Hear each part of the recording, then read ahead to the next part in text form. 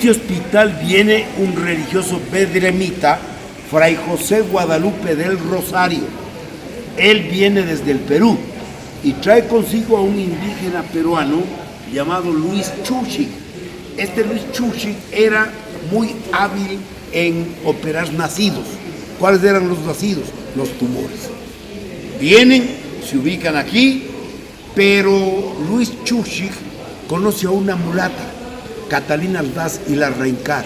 Se enamoran, se casan y de esta familia nacen los Espejo, que debían ser Chuchi Aldaz. Pero el religioso, para que puedan tener una mejor posibilidad de vida y de estudios, decide cambiarles de apellido. Ir de un notario público y decir, estos chicos van a llamarse Espejo, el apellido. Y de allí tenemos Eugenio Francisco Javier de Santa Cruz y Espejo. Él sigue estudiando, se gradúa de médico y aquí pasó toda su vida en el anfiteatro junto a los muertos. Es el primero que hace autopsias aquí, ya vamos a ir. Y es el primer médico. Ayer lo recordamos mucho a este Eugenio Espejo, porque además de ser médico fue abogado, teólogo, filósofo y periodista.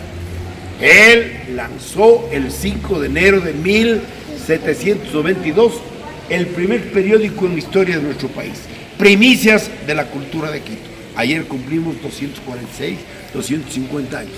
Este Espejo es genial. Bueno, pues este Espejo aquí realiza sus estudios, no estudios, aquí estuvo desde los 12 años, porque su padre era barchilón, no médico, enfermero, barchilón, y quiere que su hijo sea médico, y a los 12 años le trae acá, y acá él comienza a ver todo el desenvolvimiento de la medicina. Hasta 1972, hospital. En 1972, ¿qué hacemos? Hasta que llegó Yamil Maguad a la alcaldía de Quito y decide que aquí sea el museo de la ciudad de Quito. Este museo va desde 10.000 años antes de Cristo con el pueblo de Linga hasta la época actual. La capilla de Nuestra Señora de los Ángeles, ubicada equidistantemente de los conventos franciscano y dominicano, existió a mediados del siglo XVII. El actual conjunto arquitectónico incluye la sacristía, el coro alto, capilla y arco de la reina. Originalmente, la imagen de Nuestra Señora de los Ángeles se encontraba pintada en la pared, o sea que fue un mural, perdurando hacia hasta mediados del siglo XVIII. La imagen actual presenta a la Virgen coronada, irán viendo, y los santos fundadores, Santo Domingo y San Francisco de Asís. A la izquierda, rodeado por 8 personajes celestiales, 6 de ellos serafines y querubines y 2 ángeles. Es una imagen genial, autónoma, digamos, no sabe quién lo hizo, Entonces, pues, ahí lo tenemos a los 2 fundadores de las órdenes más importantes, San Francisco de Asís y Santo Domingo de Guzmán. La Virgen de los Ángeles en el medio. Los que tienen alas no son todos iguales. Hay ángeles, serafines, arcángeles y querubines.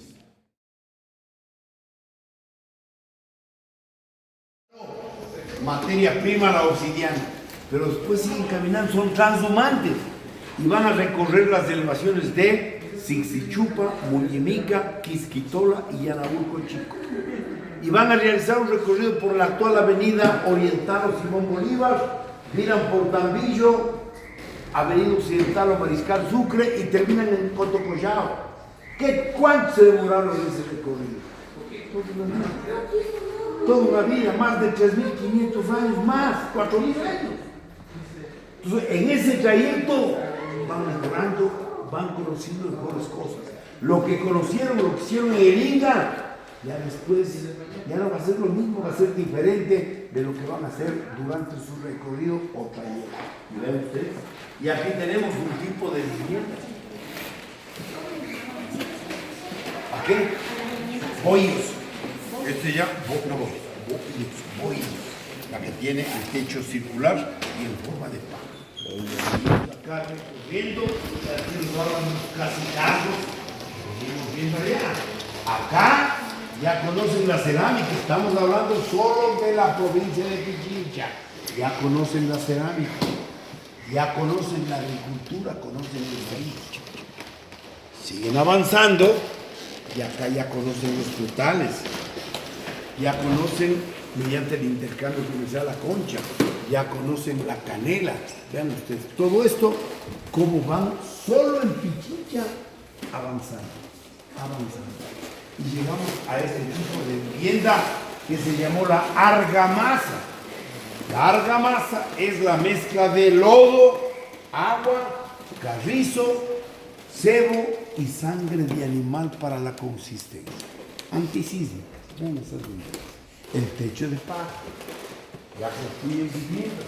Después tenemos este tipo de viviendas de familiaridad, cómo la familia se desenvolvía. Estamos ahí con los productos básicos, ocas, el cuyo, conejillo de indias, las patatas, el ají, habas, mellocos, etcétera, etcétera. Lo que produce América. Vean, con todo esto, tendríamos para tener una mesa extraordinaria sin esperar de ningún producto del extranjero. Vean, todos los productos que nosotros tenemos. Esto prácticamente lo que hay en Guitos de América. Ahí los habitantes, nuestra gente, arriba los cántaros, las alacenas que llamaba. Ahora hay mucha comodidad, pues, la refrigeradora, que los cositas, los muebles para poner. Antes no. Antes en la cocina había que tener ese tipo de repisich de lodo, barro, para colocar los cántaros, los pondos. Hay que refrigerar la chicha, hay que enfriar. ¿Qué hacemos? Hay que enterrarla en la Pachamama o hay que ponerla en la pared, como está justamente esa más adentrito, para que se mantenga la bebida siempre fresca. Esta es la parte aborigen en la ciudad de Quito. Ven, acá tenemos ya los tejidos, bolsa inca. Los incas los conquistan, pero ellos tienen un mérito. Hacen suya la cultura de nuestros pueblos. Y aquí tenemos periodo inca 1500 a 1534, un telar de hilo, fragmento de faja. Antes a los huevos, como lo hacían, le convertían en momia. Había que ponerle la paja, el pupuchumbi, el culero, en fin, qué sé yo, tantas cosas. Y el pobre hombre quedaba inmóvil. Y acá tenemos un fragmento textil. Todo esto ya corresponde a los incas que estuvieron, por supuesto, en la ciudad de Quito. Aquí vive Huayna Cápac más de 30 años. Aquí el matrimonio con Pacha. Aquí la idea de la conformación del imperio del Tahuantinsuyo por los 4 costados. Atahualpa, si bien no nació en la ciudad de Quito, nace en nuestro país, en la actual provincia de Imbabura. Vamos a estudiar la influencia de España, no solo en la comida, sino la influencia en el arte. Muchos dicen de que aquí en América se produce un claro sincretismo. ¿Qué es el sincretismo? La mezcla de dos culturas. La cultura que aquí teníamos con la cultura que nos llega después. ¿Y el resultado cuál es? La famosa Escuela Quiteña de Arte. Esto es el arte. Vean ese retablo. En la parte superior, la Virgen del Rosario de Pompeya, con San Francisco y Santo Domingo. En los extremos, San José y la Virgen. Este es el retablo mayor con columnas salomónicas. Esto donde estamos aquí nosotros se llama coro. Y tienen todas las iglesias el coro, en donde grupos musicales daban paso a las ceremonias religiosas. Esto de acá se llama rosetón. Rosetón. La pintura es un nuevo arte en el campo de la pintura que se llama vitrales, el arte del vitralismo, la pintura en el encuentro con nuestros indígenas. Muchos hablaron del descubrimiento de América, ya no hay nada, nadie cree en el descubrimiento de América. Lo que Colón hizo fue un descubrimiento. Muchos dicen, entonces si ya no hay descubrimientos, ¿por qué no hablamos de encuentro de dos mundos? Un ratito, el encuentro es fraterno, amistoso, pero no como vemos en la siguiente parte, en donde vean ustedes en español, con símbolo de muerte, se acercan a Atahualpa. ¿Para qué? Para despojar de sus riquezas y después condenarle a muerte. Allí está ella condenada a muerte cuando dicen Atahualpa condenado a morir en la hoguera. Él dice no, acepto que me maten, pero no en la hoguera, porque no me reencarno. Bueno, pero siempre y cuando te bautices. Pizarro el padrino, el cura Valverde el que le bautiza, el nombre que le ponen Juan Atahualpa. Y luego, en vez de ir a la ceremonia, hiciste el cambio de pena de muerte, muy bien, te vamos a matar en la horca. Le hacen poner a un palo, se llama muerte por garrote. Ahí le amarran una cuerda aquí, le van el torniquete hasta que saltan los ojos, la cuerda se desenrolla y el golpe en la nuca. Pero Atahualpa estaba consciente de que no iba a morir, no iba a morir. Atahualpa dice, máteme nomás, yo me reencarno. No, que yo soy Dios. Estaba meando fuera del pinche. Es la creencia lamentable de las religiones. Si pido a Dios, Dios me salva. Subite al 10º piso y bótame. Pero antes le pides a Diosito, a ver qué pasa. Atahualpa decía, no, yo no me muero, porque yo soy Dios. Mátame nomás, yo me reencarno. El propio Pizarro le dice, mi señor, así le decía, mi señor, ¿estás seguro que no te va a pasar nada? Sí, no, mátame nomás. Eso sí, no me quemes, porque ahí sí, chao. Pero cualquier otro tipo de muerte, yo me reencarno. Le ahorcaron, le hicieron sentar en la silla para esperar la reencarnación. Al día siguiente le fue a ver Pizarro los otros. Mi señor, el señor estaba completamente muerto. Entonces vean ustedes, lo de España y América no es un encuentro, no es un descubrimiento, es una conquista a sangre y fuego. Imagínense ustedes que los españoles vienen con esos perros salvajes, enormes, que se acostumbran a comer carne de indio. Y Miguel Cabello de Balboa hace constar en una crónica lo siguiente: me quedé, dice, espeluznado cuando en una oportunidad en Centroamérica escuché a un español que decía a otro, ve, mis perros están con hambre, préstame indio y medio para darles de comer. Ya, los hijos encantados llevan uno, al otro llevan la mitad. Los perros se acostumbraron a comer carne de indio. Todo esto representa Jaime Zapata en estas 3 semanas. Se inicia la construcción de la iglesia de San Francisco. Ahí está el otro día. Arquitecto de la obra, Fray Jodoco Rique Español. Los artesanos o albañiles que van a construir, los indígenas Jorge de la Cruz Mitima y Francisco Morocho. Esta es la plaza actual de San Francisco, el tiangués de aquella época, hoy Plaza de San Francisco. La iglesia ha comenzado a levantarse. Atrás ustedes ven, no hay nada. Se ha levantado San Francisco, pero después, ¿qué pasa? Vienen las comunidades religiosas. Y las comunidades religiosas en su orden fueron a la ciudad de Quito. Primero los franciscanos, después llegaron los dominicanos. Primero los franciscanos, después de los franciscanos los mercedarios. Ahí está San Pedro Nolasco. Después de los mercedarios, los dominicanos. Después de los dominicanos, los agustinos.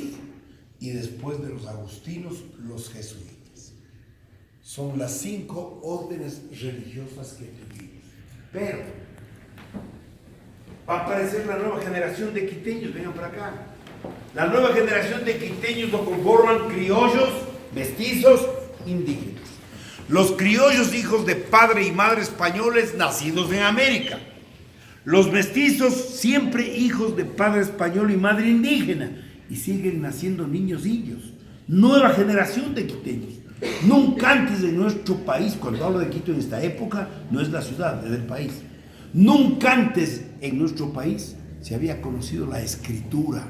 Pero ahora dicen ellos, la nueva generación, queremos aprender a leer y a escribir.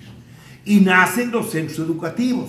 Primero San Juan Evangelista, después San Andrés, aquí. ¿Y qué les comienzan a enseñar? Artesanías.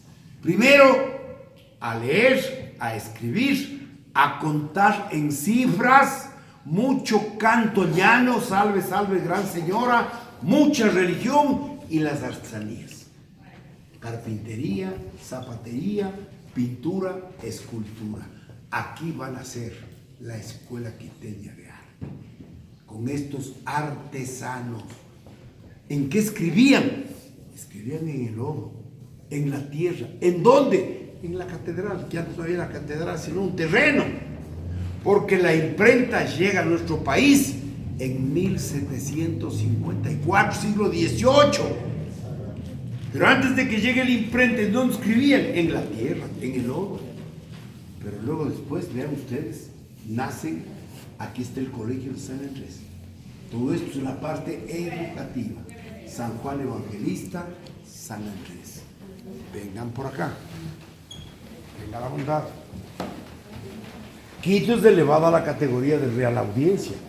Y por lo tanto, nace la Real Audiencia de Quito en la fecha señalada. Y aquí tenemos el emblema de la escuela, el emblema de la Real Audiencia de Quito. En ese tiempo, cuando se crea la Real Audiencia de Quito, ¿qué superficie teníamos? 3.770.000 kilómetros cuadrados de superficie. Y nos íbamos, vean, hasta los territorios de Pasto, Popayán, Cali, Champanchico, Huarchicona, Buga. Y por el sur, Paita, Piura, Cajamarca, Chachapoyas, Moyobamba y Motilones. Todo eso era nuestro país. Pero la ciudad de Quito tiene que tener un alcalde. Y nacen los cabildos. Y aquí tenemos el emblema de quién va a ser alcalde de la ciudad, el bastón de mando. Pero, ¿en dónde vivía la gente? Aquí tenemos una vivienda. Ven a ver por acá. Vean el interior como es. Ahí está. Ahí tenemos una vivienda, una cocina con la alacena, con la tushpa o fogón y todos los implementos que necesitamos para la cocina, el cobayo colgadito ahí, el maíz. Así se vivía en el siglo XVI. Y llegamos pues al año de 1540, cuando Gonzalo Pizarro, gobernador de Quito, dice: hay que llegar al país de la canela, al actual oriente, y entramos a nuestro oriente. Con esta planta que pierden la cabeza ellos, con una planta que produce leche, no era leche del caucho. Entonces llegan a esta travesía que hace Gonzalo Pizarro. Francisco de Orellana no está con él. Francisco de Orellana sale después y se van a encontrar con Gonzalo Pizarro en la población de Moti, cuando deciden que Orellana siga adelante y que Pizarro le quede esperar. Hasta ahora le estará esperando.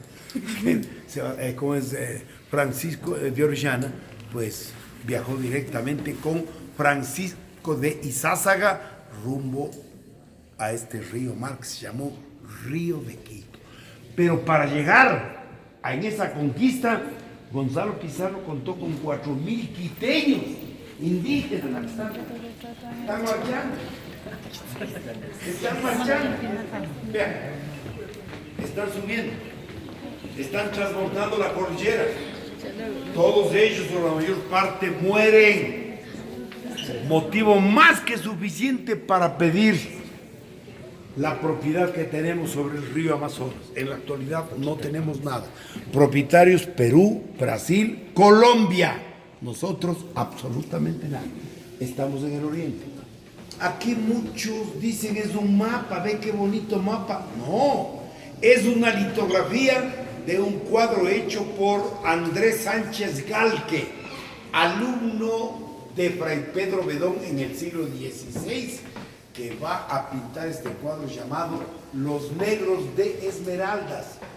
Lo pinta bajo pedido del presidente de la Real Audiencia de Quito, Juan Barrio de Sepúlveda, para enviarle de regalo al rey de España, Felipe IV. Y Andrés Sánchez Galque, 3 negritos, uno de ellos está aquí, 3, vestidos a la usanza española y con armas de combate indígenas. Excelentísimo señor, 3 grupos raciales, habrá dicho en ese tiempo, 3 grupos étnicos hay en estas tierras: negros, blancos, indígenas. En esa época no habían clubes, habían gremios y cofradías. ¿Cuáles son los gremios? Gremios de zapateros, gremios de pintores, gremios de escultores, es decir, de artesanías manuales. Estos gremios tenían su propio santo de la devoción, tenían su propia fiesta, sus propias leyes, un mundo aparte, y santo de la devoción. Gremio de carpinteros, patrono San José, fiesta el 19 de marzo. Gremio de pintores y escultores, su patrono San Lucas Evangelista. Pues estos eran los gremios. Después los gremios van a pasar a formar los sindicatos actuales. Pero también había las cofradías. ¿Qué eran las cofradías? Cofradías de carácter religioso. La cofradía de la Virgen del Rosario. La cofradía de Santo Domingo. Con fines religiosos se reunían varias personas a orar, a conversar, a hablar de política, a tomarse una mistera. Típico desde el siglo XVI, los gremios y cofradías. Aquí estamos con los santos, vean ustedes. San Isidro Labrador, patrono de los agricultores. San Isidro Labrador. Es la catedral de Quito, al inicio que fue construida mediante mingas. Y aquí, en el centro donde está el monumento a la independencia, esta pila de agua. Y frecuenten las corridas de toros. Las corridas de toros se daban en esta que era la Plaza Grande, hoy llamado Parque de la Independencia. Vean ustedes todas las festividades que allí se realizaban. Acá frente, los santos patronos de los gremios y cofradías. San Jerónimo, santo patrono de los temblores. Este era el Quito del siglo XVI. Virgen de la Merced, patrona de la ciudad de Quito, les cuento. Estos cuadros pertenecen a la Escuela Quiteña de Arte, pero no ponía el pintor su nombre, eran anónimos. Pero había, este que parece santo no es santo, es el que pagó la plata para que haga el cuadro. Y allí está la Virgen de las Mercedes, patrona de Quito, para construir la actual iglesia de la Merced. Hubo que con esta imagen recorrer por los poblados del país recogiendo limosnas.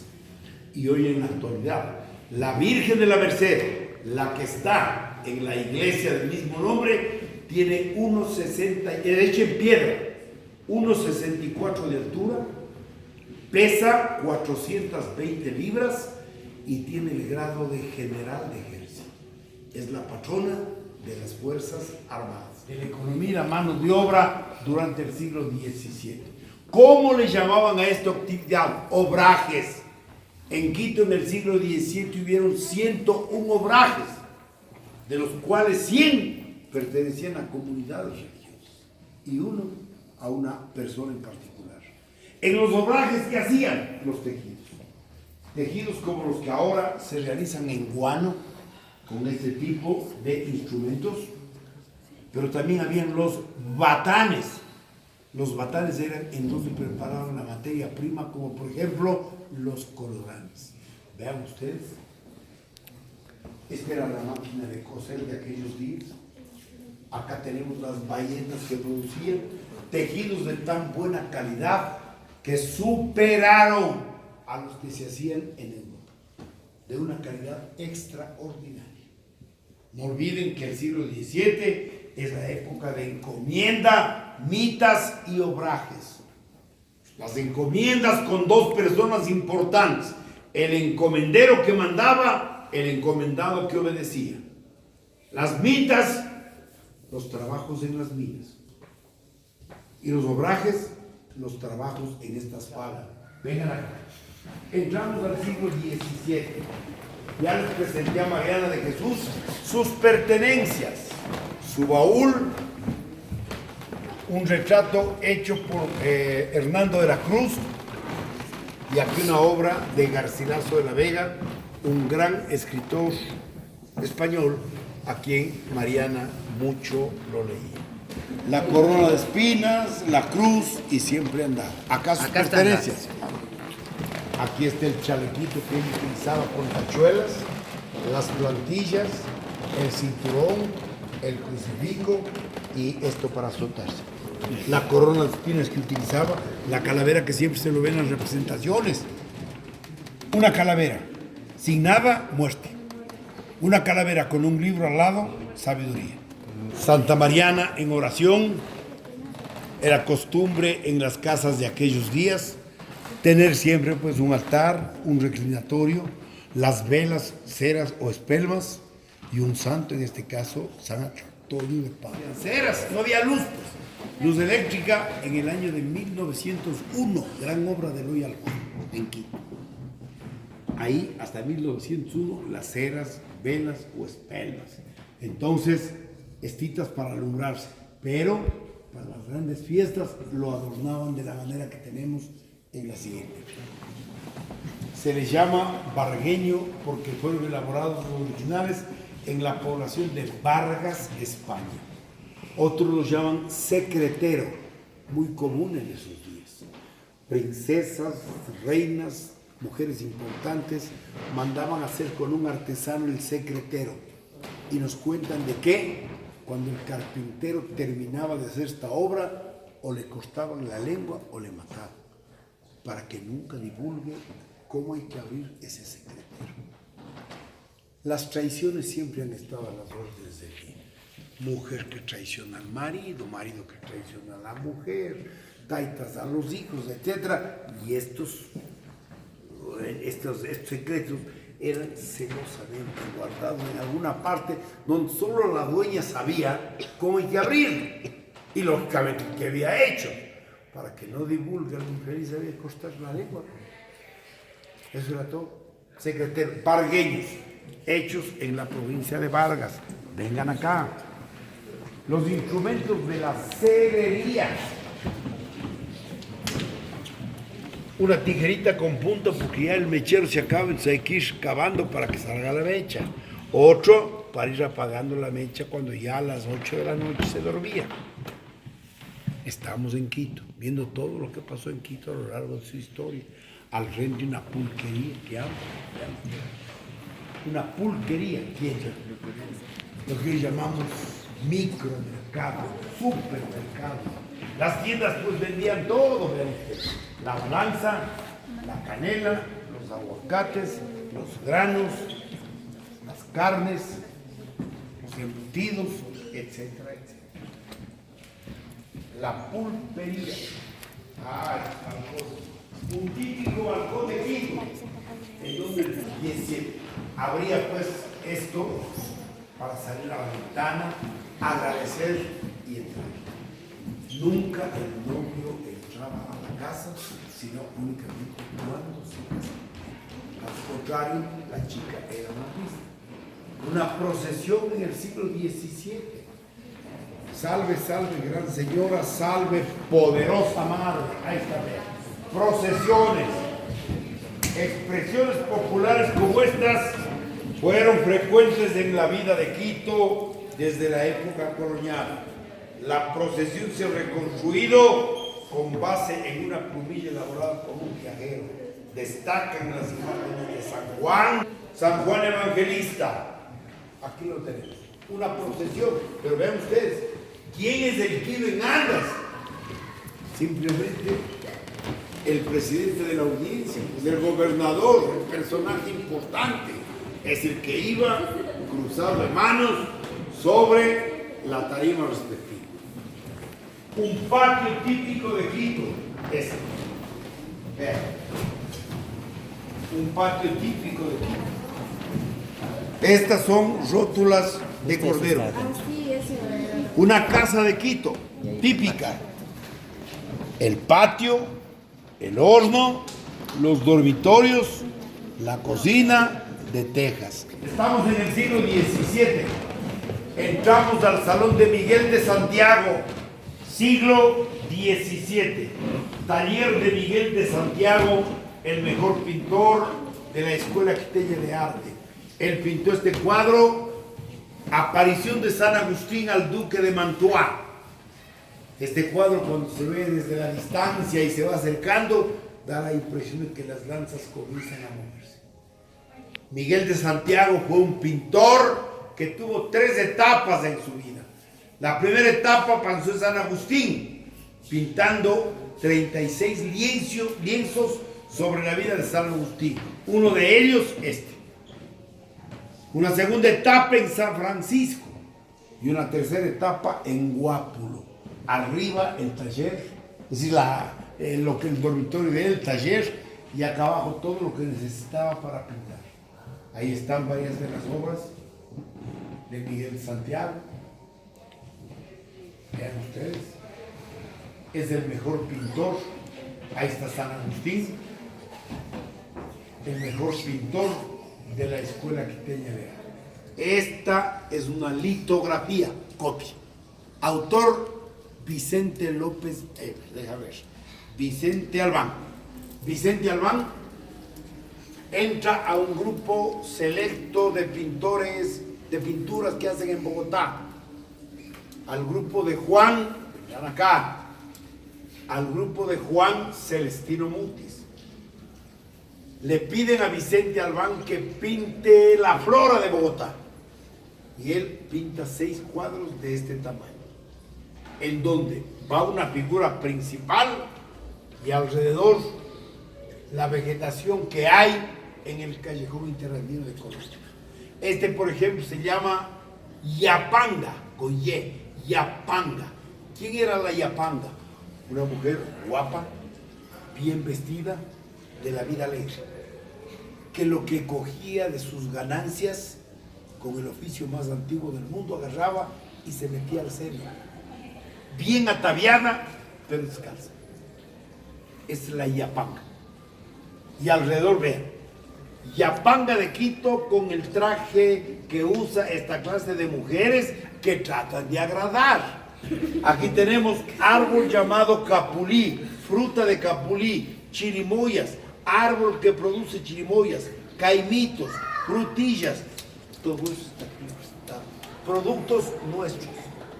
Porque Juan Celestino Mutis, cuando vine acá como médico del virrey de Nueva Granada, Mesía de la Cerda, dice: qué vegetación más hermosa, cómo lo quisiera que el rey de España venga. Difícil, cómo lo quisiera enviar los productos, peor, pero vamos a ser pintores. Ahí está, y les mandan estos cuadros. Los originales están en España. Esta es una litografía. ¿Por qué en la cultura? Porque tenemos personajes extraordinarios como Eugenio Espejo, Juan de Velasco, Pedro Vicente Maldonado. ¿Por qué del arte? Porque hay 2 escultores geniales. Estos fueron Bernardo Legarda y Manuel Chili Casticar. Vean aquí esas obras que hacen en el campo de la pintura. Por esto fueron nuestros pintores a Nueva Granada. Estos son los cuadros que hicieron para la flora de Bogotá. Los hermanos Cortés Alcózar, Francisco Escobar de Villarreal. Estas son las plantas nuestras. Y esto es lo que le mandaron. Los indígenas los llamaban Yara Chuchu, cara. Yara árbol, cara la costeza. Y aquí está explicado todito. Además, en este siglo hay 2 pintores geniales: Vicente Albán, el uno, y el otro Francisco Albán. Vicente Albán va a elaborar lo que ya les dije, ¿se acuerdan? 6 cuadros como los que aquí tenemos. Estos son litografías. A este le llaman señora principal y su negrita. En los alrededores, las frutas, los vegetales que habían en la flora de Bogotá. Acá, indio en traje de gala, y al lado, india en traje de gala. Hemos visto 4 cuadros de los 6 que pintó. Nos falta indio cargador e indio yumbo, que no están aquí. Esta es pintura del siglo XVIII. Esta era una sala de aquellos días. El biombo para que la niña pueda cambiarse de ropa. El arpa debía tocar un instrumento musical una niña de categoría. El fogón o calentador, el bargueño y las almohaditas para estar siempre muy cómodo. Acá, la moda de aquellos días, Vean ustedes. Claramente, artes en Quito. Durante el siglo XVIII, las artes fueron muy importantes en el desarrollo social de aquellos días. Vean. Siglo XVIII, Bernardo Legarda. ¿Con qué creen que le dan brillo a las esculturas? Con aceites. Con la vejiga del cordero y con la saliva del pintor. Saliva, huevos del cordero, un brillo extraordinario. Vengan por acá.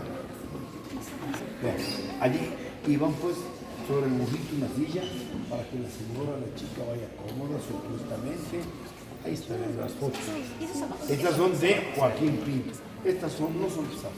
No son tan pesadas, pero sí son pesadas. Pero los de Altar mayor, las altas jerarquías eclesiásticas. Ya, después del altar mayor, los señores, los duques, marqueses y condenados. ¿Sí? Luego venían los criollos. Es por clases sociales, los criollos. Y acá al último, los pobres ricos. Ellos no podían pasar la mampara. La mampara es una postita, esa es la puerta, ¿no es cierto? Pasas la mampara, pasas la puerta y hay otra puerta. Esa es la mampara. En el fondo decían, la mampara sirve para que separar lo profano de la calle con lo divino del templo. Hasta la mampara, gozas, ciegas y todo. Pasas la mampara y estás en la iglesia. En el mundo de la mampara sí. Hasta la mampara llegan los hombres. Pasan la mampara. Es la clara clasificación social. En 1813, gran actividad va a tener este José Vejía Lequerica, que acude como diputado a las Cortes de Cádiz y es considerado como uno de los mejores diputados que fueron representando al continente americano. Vean esa leyenda. No hay rey, no hay padre, no hay señor, no hay soberanía, no hay legítima autoridad, no hay herederos sucesores. Nosotros hemos quedado libres, naturalmente. La independencia se ha dado. Ha llegado la imprenta. Ya con la imprenta se abaratan los costos y se publica un mayor número de libros. Vean el proceso independentista en Quito.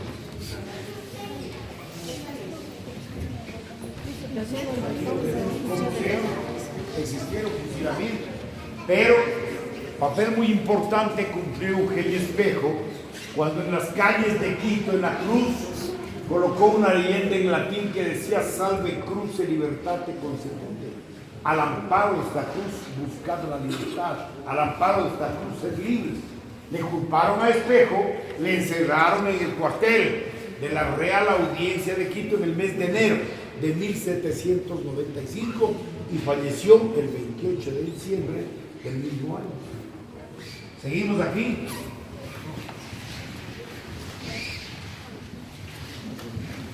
Mapa general de la campaña. Estamos en etapa independentista. Estamos en el año de 1809, Quito, luz de América.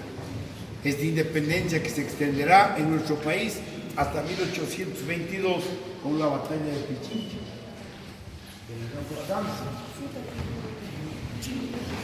El paisaje natural de Quito.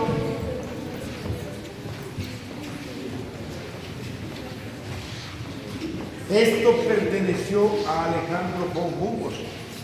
Era un armario escabelillo. Cama, en este tiempo llamamos escabelillo. Entonces recogía, quedaba como baúl y ponía la ropa. ¿A dónde llegaba? Vean este Humboldt. Llegó a Quito por 15 días. Se quedó a vivir 10 años. Le encantó Quito. Inclusive una vez que estuvo en la hacienda La Ciénega en Cotopaxi, un día despejado dice, Dios mío, de haber existido paraíso terrenal estuviera aquí, pues. No hay nada, no he visto un rincón más lindo, más hermoso. Y cuando después de 10 años va a Europa, ya nos comenzaron a llamar Ecuador. Desde los académicos franceses llegaron a comprobar la forma de la tierra. Y a Humboldt le preguntan, ¿cómo es el Ecuador como país? Un país lindo, hermoso. Se vive en una eterna primavera. Pero ¿y cómo son los quiteños, los ecuatorianos? Alhajas, pero difíciles de entender. Viven sentados en minas de oro, duermen tranquilos al pie de los volcanes y se alegran con música triste. Qué definición más exacta. Son inmensamente ricos, pero no hacen nada, son vagos. Duermen tranquilos al pie de los volcanes. 25 volcanes en plena actividad que nos pueden hacer saltar como tostado en tiesto. Y nosotros no nos importa nada. Tocan un yarabí que es de llorarle, o sea, viva la fiesta y vamos adelante. Así somos nosotros. Eso nos dijo Alejandro von Humboldt, alemán, a quien perteneció este baúl escabrillo.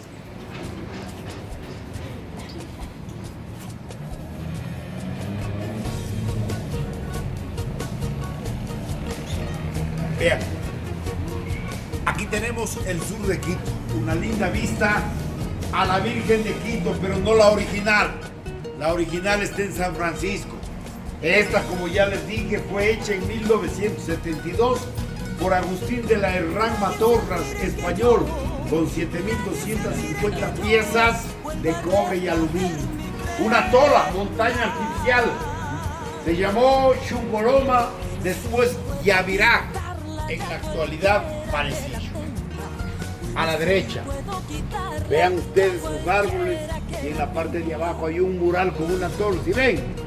Allí fue la batalla de Pichincha. Allí fue el 24 de mayo la batalla de Pichincha y ese es un mural de Eduardo Kigman sobre la historia de nuestro país, el Ecuador. Ese es un sitio histórico, el altar de la paz. Acá tenemos la capilla de la iglesia del Cebollar. Por acá tenemos el manicomio. El de la bolita roja. Esta es la avenida 24 de Mayo. Avenida 24 de Mayo, que a través del puente de la Paz, por donde pasa el carro rojo y va a pasar el amarillo y ya se dio la vuelta. Está pasando el blanco, el puente de la Paz, levantado por Thomas Reed en el siglo XIX. La 24 de mayo, después de pasarse puente por debajo, se comunica con la calle Juan de Dios Morales, es decir, con la Ronda de Quito, con la calle de la Ronda. Pero más quiero a los míos porque ellos te conocieron. Pero más quiero a los míos porque ellos te conocieron.